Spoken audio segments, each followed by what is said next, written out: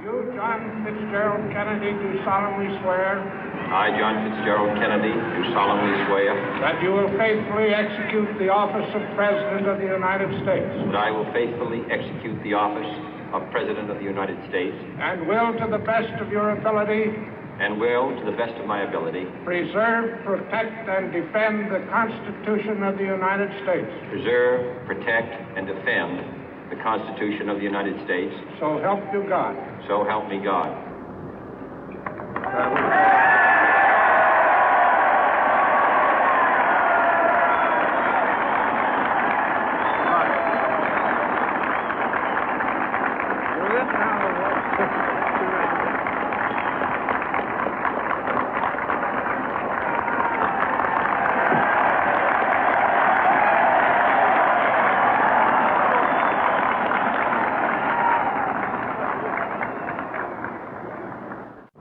Vice President Johnson, Mr. Speaker, Mr. Chief Justice, President Eisenhower, Vice President Nixon, President Truman, Reverend clergy, fellow citizens. We observe today not a victory of party, but a celebration of freedom, symbolizing an end as well as a beginning, signifying renewal as well as change. For I have sworn before you and Almighty God the same solemn oath our forebears prescribed nearly a century and 3/4 ago. The world is very different now, for man holds in his mortal hands the power to abolish all forms of human poverty and all forms of human life.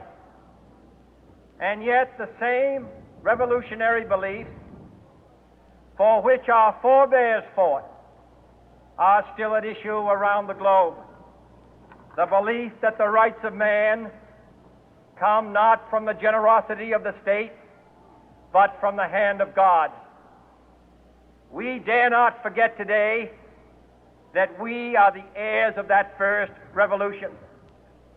Let the word go forth from this time and place to friend and foe alike that the torch has been passed to a new generation of Americans born in this century, tempered by war, disciplined by a hard and bitter peace, proud of our ancient heritage, and unwilling to witness or permit the slow undoing of those human rights to which this nation has always been committed and to which we are committed today at home and around the world.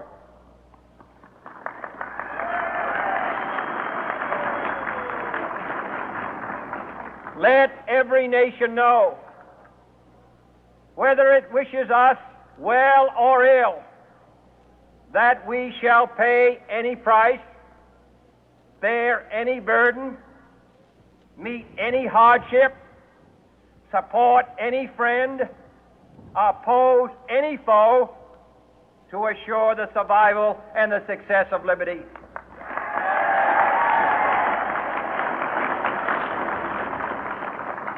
This much we pledge and more.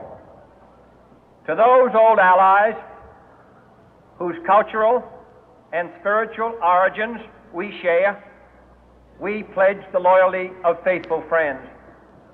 United, there is little we cannot do in a host of cooperative ventures.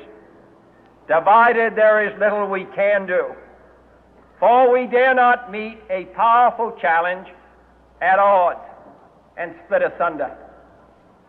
To those new states whom we welcome to the ranks of the free, we pledge our word that one form of colonial control shall not have passed away, merely to be replaced by a far more iron tyranny.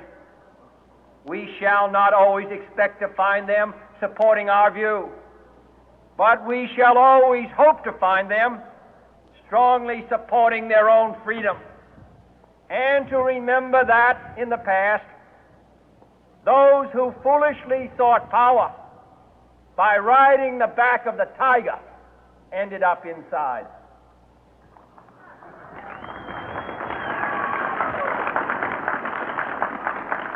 To those people in the huts and villages of half the globe struggling to break the bonds of mass misery, we pledge our best efforts to help them help themselves for whatever period is required, not because the communists may be doing it, not because we seek their votes, but because it is right. If a free society cannot help the many who are poor, it cannot save the few who are rich.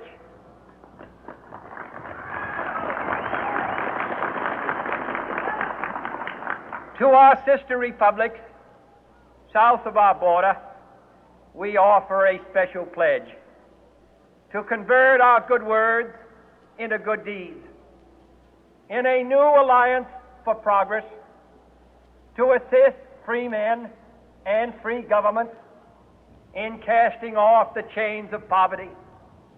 But this peaceful revolution of hope cannot become the prey of hostile powers.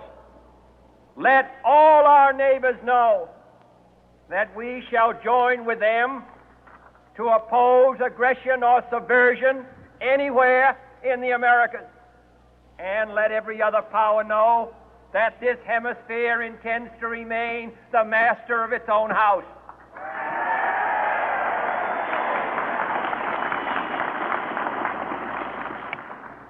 To that World Assembly of Sovereign States, the United Nations, our last best hope, in an age where the instruments of war have far outpaced the instruments of peace, we renew our pledge of support to prevent it from becoming merely a forum for invective, to strengthen its shield of the new and the weak, and to enlarge the area in which its writ may run.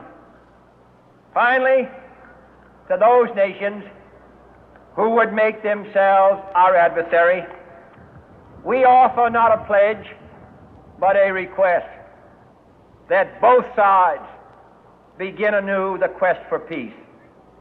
Before the dark powers of destruction, unleashed by science, engulf all humanity in planned or accidental self-destruction, we dare not